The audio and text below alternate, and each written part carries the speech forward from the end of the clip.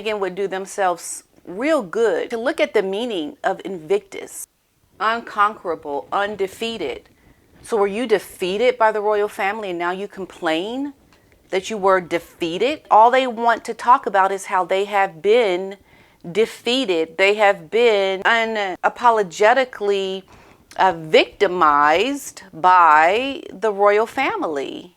And they don't seem to live up to anything. They would have done themselves so good to just go back to what Harry started with the Invictus Games and the challenges that the disabled veterans put up with when they have to live their normal everyday lives. And to see Harry and Meghan complain about their privilege, their overwhelmingly well-placed positions in life, to understand that you should have never gone out speaking negatively against the royal family when there's this whole Invictus Games around disabled veterans that you are there to support and to uplift and to help.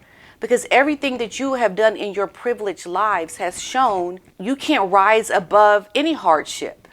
You can't rise above difficulties of life in the privilege that you have.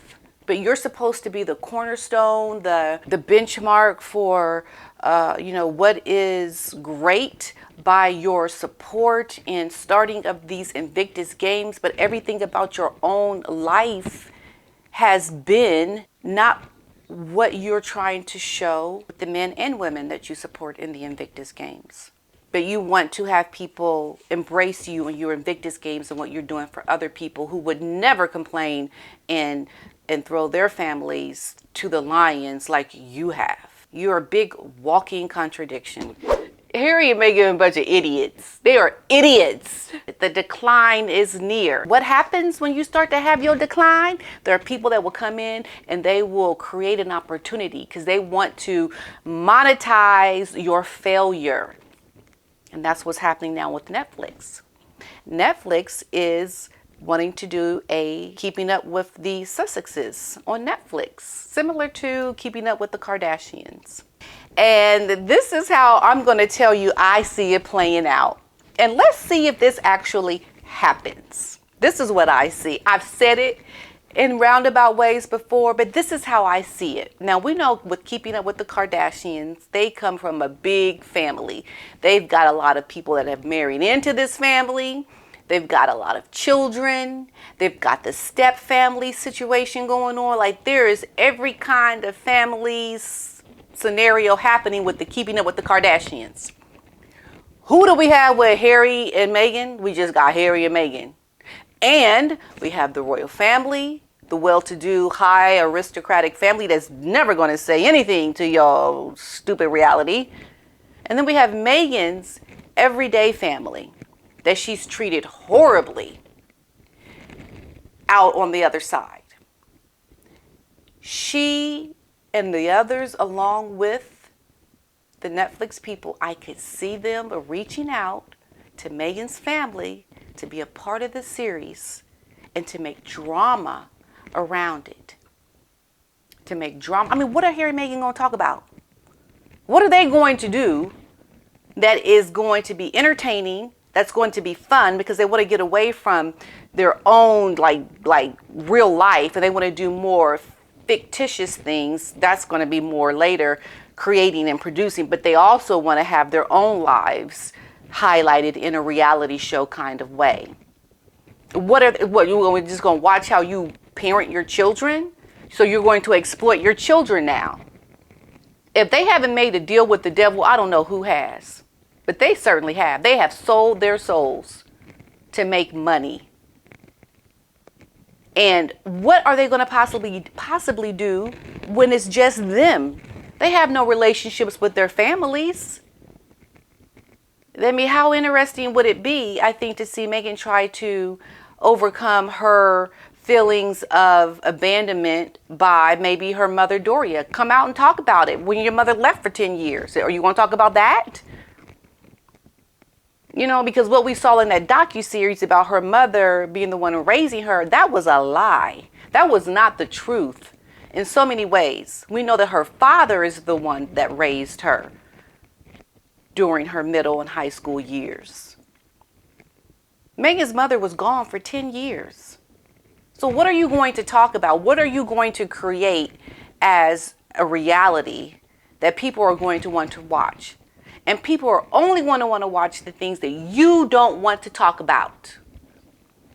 They talk about it on the Keeping Up with the Kardashians. I mean, Kim had a sex tape out there. Hello.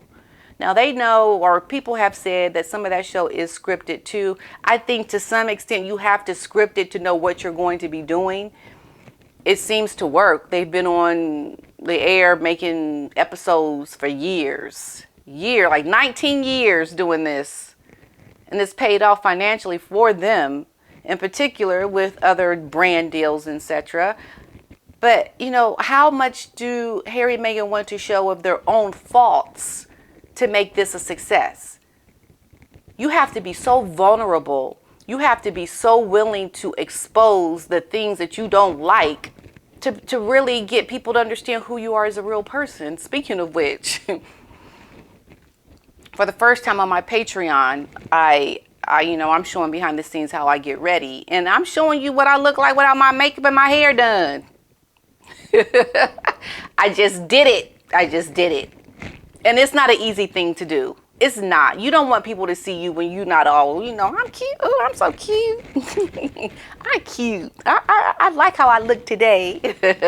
When you wake up, crust all in your eyes, like you want people to see you when you look like that. Now, people don't want to see that. You don't want to show that side of you. That's hard to do. I did it for the first time and I was like, okay, you know what? I don't know if I'm feeling this, but, I'm going to just give it a go. I'm going to just try. Because we all have our ugly side. We have the ugly cry and we have the ugly side of us when we're not dolled up and cute. So Harry and Meghan don't want people to see that side of them, because what have they always done? They have always been accusatory of other people. They've never reflected on their own faults. So they'll never resort to their own shortcomings to make any docuseries or any reality show that they do interesting, because Meghan always wants to be perfect. And this is what makes her so unlikable. This is what makes her so, ugh. Like, you can't even just wipe that stupid smile off your face. Just wipe it away, woman. Just smack it down. Stop smiling. Like, she always smiling. Just walking. I'm walking. Oh, I'm sitting now. I'm watching the speech. I'm smiling because I know the cameras is on me. I'm smiling. Whatever she's doing, she's smiling. I just like get that stupid smile off your face, woman, because that's not reality.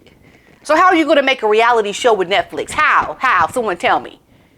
How are you going to make any success? And the only reason why people watch that docuseries is because you were talking about people in the royal family and you were exposing their sides that they didn't even want shown. You were exposing it.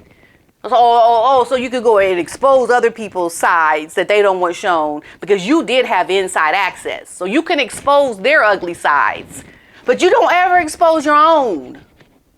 So if they're going to make a reality show, Netflix, called Keeping Up with the Sussexes, I think it's about time you start showing your ugly side, because we know you have an ugly side. We already seen it, and you might as well just open up to the ugly side that you have and show it yourself.